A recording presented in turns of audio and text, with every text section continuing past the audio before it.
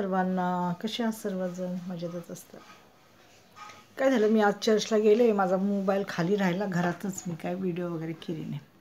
आज आमच्या इथे ना कॅथलिक मुलगी आहे, म्हणजे कॅथलिक लोकांचा फर्स्ट कम्युनियन आहे संध्याकाळी, तर तिथं मला जायचं आहे. तर ते मुलीचाच फर्स्ट कम्युनियन आहे, शेजारी म्हणजे 2-3 घरं सोडूनच राहते. तर त्यांनी आम्हाला आमंत्रण दिलेले आहे, संध्याकाळी त्यांचा प्रोग्राम आहे.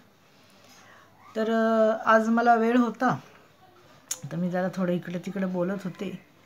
तर आमच्या इकडच्या माझ्या म्हणजे अशाच ओळखीच्या बायका आहेत, त्या म्हणाल्या, मीना अगं ऐक ना, तू कशाला टेन्शन घेती, तू काही टेन्शन घेऊ नको, काही नको, फक्त तू एक काम कर की तू तुझ्या नातीला आता सांभाळू नको, इथून पुढं अजिबात सांभाळू नको. कारण का, एवढं तू करती, एवढं तू लहानाचं मोठं केलं, एवढं त्यांना सपोर्ट आहे, आणि तुझी पोरगी कामाला जाती, कोणाच्या जीवावर जाती, तुझ्याच जीवावर जाती. तर मी म्हटलं हां, मी तर आता किती दिवस झालं आता हेच करणार आहे, म्हटलं पुढे मागे, की मी सांभाळणार नाही. कारण का, एखाद्याला जर आपण काय करतोय ह्याची जर किंमत नाही आहे, तर आपण कशाला सांभाळायचं, काय गरज पडली मला. मी म्हटलं अगं बाई, मी आता ठरवलेलं आहे माझं काय ते, आणि आता मी इथून पुढं काही सांभाळणार नाही, काही नाही. ज्याची त्याची जबाबदारी ज्याने त्यांनी घेतली पाहिजे, हो की नाही.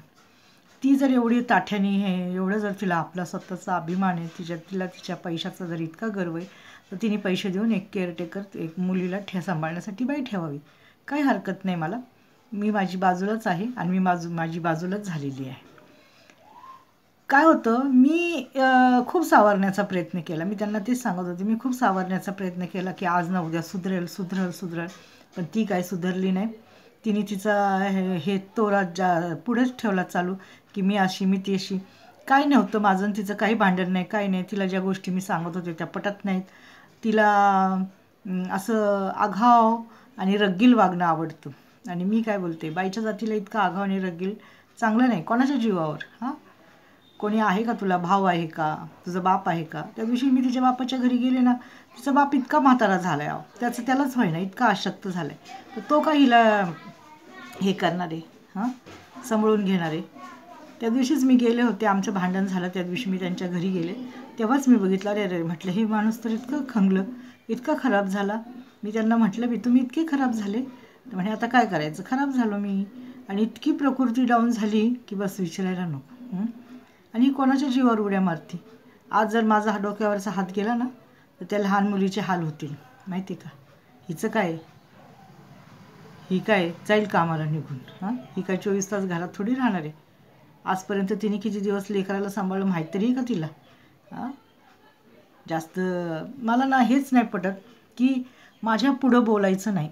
मी जे सांगते ना, मी जे बोलते ना, ती योग्य बोलते, आणि मला ना विचार करून बोलते. मी काय तिच्यावर अशी अन्याय नाही करत की हा बाई तुला फार मी तर दाबते किंवा काय करते, नाही. जे काही गोष्टी मी चांगल्यासाठी सांगते ना, त्या तिने ऐकल्या पाहिजेत, आणि त्या पण त्या लेकराच्या हिताच्या आहेत. तुझं झालं, आयुष्य संपलं, तुझं गेलं तेल लावत, लेकराचं कशाला नुकसान करतीस. तुला कोणी हक्क दिलेला नाही आहे,